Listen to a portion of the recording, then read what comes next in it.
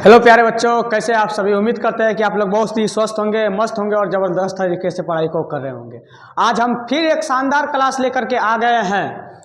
कहते हैं कि सफलता उन्हीं को मिलती है जिनके सपनों में जान होती है, पंखों से कुछ नहीं होता, हौसलों से उड़ान होती है। आज हम त्रिभुज के सभी सूत्रों को जानने वाले हैं। त्रिभुज क्लास 10th के जो त्रिभुज है, चैप्टर नंबर 6, इसमें जितना भी सूत्र है उन सभी सूत्रों को आज हम जानने वाले हैं। तो सबसे पहले जानेंगे समकोण त्रिभुज का क्षेत्रफल। समकोण त्रिभुज का क्षेत्रफल। समकोण त्रिभुज क्या होता है? समकोण त्रिभुज का क्षेत्रफल। तो इसका जो क्षेत्रफल होता है हाफ आधार गुना आधार कौन बी, यानी कि बेस, बी मतलब बेस, आधार गुना ऊंचाई एच, यानी कि इसका होता है समकोण त्रिभुज का क्षेत्रफल हाफ आधार गुना ऊंचाई।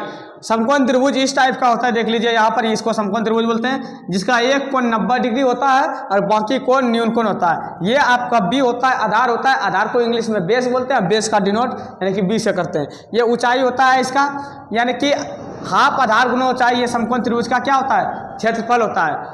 हाफ आधार गुना ऊंचाई, समकोण त्रिभुज का क्षेत्रफल। समकोण त्रिभुज का अब अगर आधार पूछेगा, अगर समकोण त्रिभुज का आधार पूछेगा तो ये हो जाएगा आपका जो है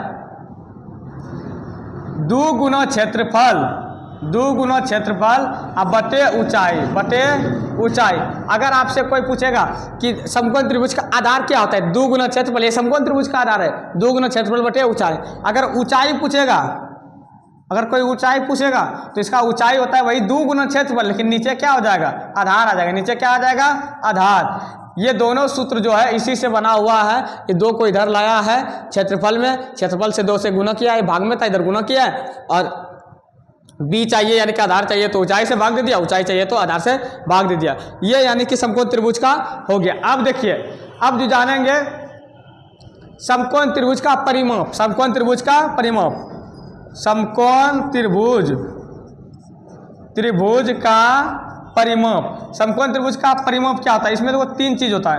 एक होता है आधार बी, एगो लंब होता है परपेंडिकुलर, और एक होता है कर्ण। ये तीनों को जोड़ देंगे तो ये हो जाएगा आपका समकोण त्रिभुज का परिमाप। बेस, परपेंडिकुलर, हाइट, यानी कि तीनों का जोड़ देंगे तो क्या हो जाएगा आपका समकोण त्रिभुज का परिमाप। हिंदी में बोलेंगे तो इसको आधार बोलेंगे, आधार प्लस लंब प्लस कर्ण, और ये हो जाएगा आपका समकोण त्रिभुज का परिमाप। समकोण त्रिभुज का ये क्या हो जाएगा? परिमाप। अगला जो है आपका जानने वाले हैं हम समकोण त्रिभुज का परिमाप जान लिए। अब जानेंगे समबाहु त्रिभुज का क्षेत्रफल। क्या जानेंगे? समबाहु त्रिभुज का क्षेत्रफल। क्या होता है समबाहु त्रिभुज का क्षेत्रफल? तो यहां देखिएगा ध्यान से, समबाहु त्रिभुज का क्षेत्रफल, समबाहु त्रिभुज का क्षेत्रफल, यानी कि समबाहु त्रिभुज का क्षेत्रफल बराबर हो जाता है आपका, ये समबाहु मतलब होता है सभी भुजा समान। समबाहु मतलब सभी भुजा समान, यानी कि √3/4 गुना भुजा स्क्वायर, गुना भुजा स्क्वायर, √3/4 गुना भुजा स्क्वायर होता है आपका समबाहु त्रिभुज का क्षेत्रफल। क्या होता है? √3/4 गुना भुजा उसका स्क्वायर होता है आपका समबाहु त्रिभुज का क्षेत्रफल। अब जानेंगे समबाहु त्रिभुज का परिमाप। समबाहु त्रिभुज का परिमाप, समबाहु त्रिभुज का परिमाप। देखिए सब भुजा बराबर होता है, इसीलिए इसका परिमाप हो जाता है 3 गुना भुजा। 3 गुना भुजा क्या हो जाता है? 3 गुना भुजा। सभी भुजा समबाहु त्रिभुज है तो इसमें सभी भुजा जो होगा आपका बराबर होगा, सभी भुजा क्या होगा? बराबर होगा, और इसका हो जाता है समबाहु त्रिभुज का परिमाप 3 गुना भुजा। अब जानेंगे समबाहु त्रिभुज का ऊंचाई। समबाहु त्रिभुज का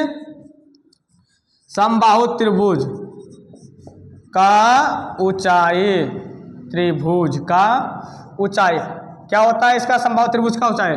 तो इसका जो समबाहु त्रिभुज है, समबाहु मतलब समझ में आ गया होगा, इसमें सभी भुजा बराबर होता है। क्या होता है? सभी भुजा बराबर, और इसका ऊंचाई होता है √3/2 गुना भुजा, √3/2 गुना भुजा। ये समबाहु त्रिभुज का ऊंचाई होता है, √3/2 गुना भुजा। और अब जानेंगे समबाहु त्रिभुज की भुजा, यानी कि ये तो √3 गुना भुजा के रूप में हुआ ऊंचाई।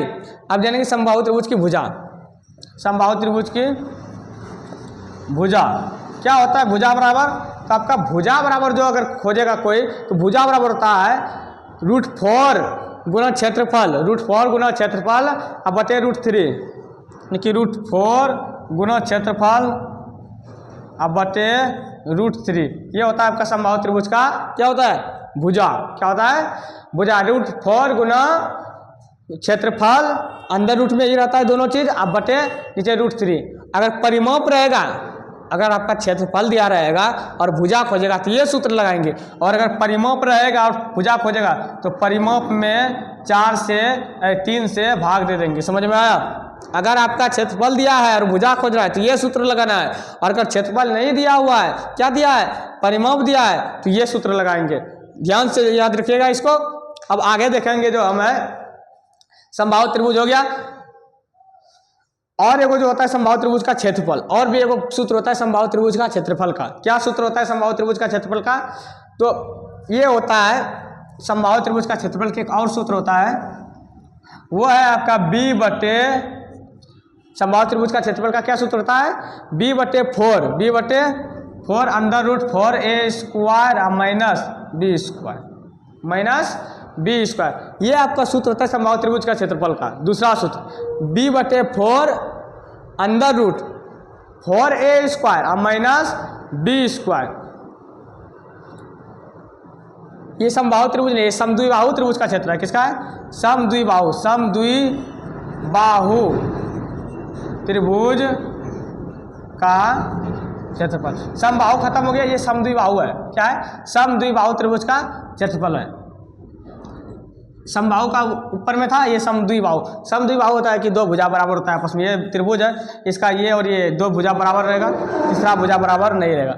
समद्विबाहु यही होता है समद्विबाहु में, यानी कि दो भुजा बराबर होता है, तीसरा भुजा बराबर नहीं होता। अब देखिए समद्विबाहु त्रिभुज का परिमाप, समद्विबाहु त्रिभुज का परिमाप, समद्विबाहु त्रिभुज का परिमाप, इसका परिमाप क्या हो जाएगा, तो परिमाप इसका हो जाएगा जो भुजा बराबर है वो 2a + b, यानी कि a और b यहाँ भुजा है, a है बराबर वाला भुजा, अब b बिना बराबर वाला भुजा है, ये भी क्या है, दोनों भुजा है। अब जो है समद्विबाहु त्रिभुज है क्या, यानी कि समद्विबाहु त्रिभुज का परिमाप क्या हो जाएगा, 2a + b, 2a + b। समद्विबाहु समकोण त्रिभुज का क्षेत्रफल, समद्विबाहु समकोण त्रिभुज का क्षेत्रफल। अब अगला देखिए, समद्विबाहु समकोण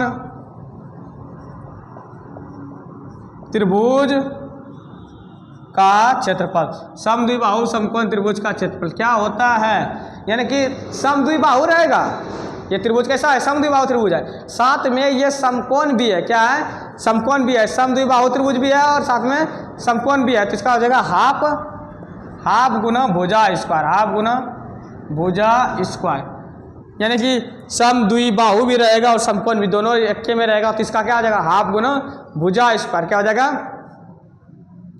हाफ गुना भुजा स्क्वायर। समझ में आ गया।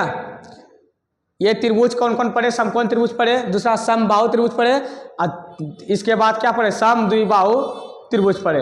अब देखिए एगो और इसमें सूत्र होता है समद्विबाहु त्रिभुज का क्षेत्रफल में, अगर भुजा नहीं रहेगा, आपके पास कर्ण रहेगा, तो वो होता है आपका जो, मतलब कि मान के चलिए भुजा नहीं है, दिया है कर्ण, तब यहाँ 1/4 हो जाता है और भुजा स्क्वायर हो जाता है।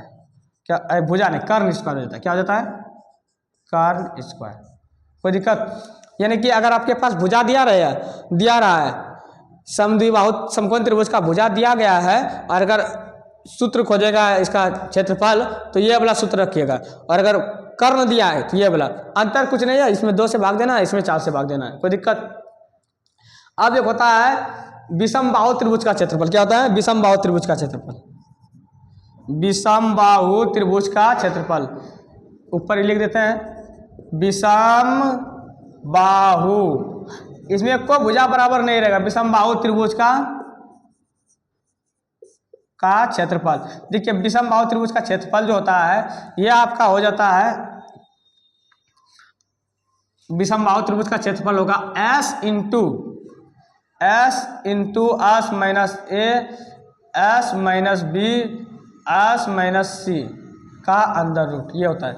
इसको हीरोन का सूत्र भी बोलते हैं, इसको हीरोन का सूत्र भी बोलते हैं। इसमें जो आपको ए बी सी दिख रहा है वो भुजा है, ए बी सी क्या है, भुजा है, और अस जो है, अस अर्ध परिमाप है, अर्ध परिमाप। क्या है, अर्ध परिमाप, और अर्ध परिमाप कैसे निकलता है, तो अर्ध परिमाप निकालने, अर्ध परिमाप यानी कि अस ये निकलता है तीनों भुजाकर जोड़ करके ए बी प्लस सी बटे 2, ये आपका अर्ध परिमाप निकलता है। कोई दिक्कत? ये आपका विषम बाहु त्रिभुज है, इसका क्षेत्रफल होता है आस इंटू आस माइनस ए आस माइनस बी आस माइनस सी। हिरोन का सूत्र भी इसको कहते हैं, इसका अर्ध परिमाप ऐसे निकलता है ए प्लस बी प्लस सी बटे 2, इस तरह से। और कंप्लीटली अभी जो है हमारा त्रिभुज खत्म हो गया है, और फिर हम मिलेंगे नेक्स्ट क्लास में। तब के लिए आप लोगों को नमस्कार।